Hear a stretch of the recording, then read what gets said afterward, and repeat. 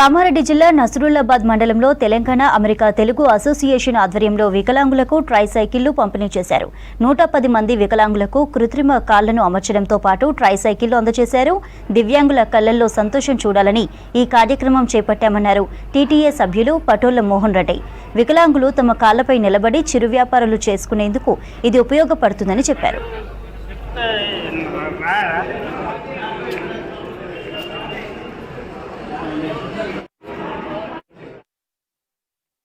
Artificial limbs provide చేయడము, అలాగే ఎవరైతే పోలియో వల్ల ఏదో రకంగా కాళ్ళు పోగొట్టుకున్న వాళ్ళు, నడవలేని వాళ్ళకు ట్రైసైకిల్స్ ఇచ్చే ప్రాజెక్ట్ కూడా చేపట్టాము. ముఖ్యంగా ఉద్దేశం ఏంటంటే, ఈ ప్రాజెక్ట్ ఉద్దేశము తెలంగాణలో ఎవరు మేము దివ్యాంగులము, మా కాళ్ళు చేతులు లేవు, మేము హ్యాండిక్యాప్డ్ అన్న ఫీలింగ్ ఉండకూడదు. మేము కూడా అందరితో పాటు అన్ని పనులు చేసుకోగలము. అలాగే లాస్ట్ ఇయర్ మా ఊర్లో ఒక అతనికి కాలు పోతే కాలు ప్రొవైడ్ చేసాము.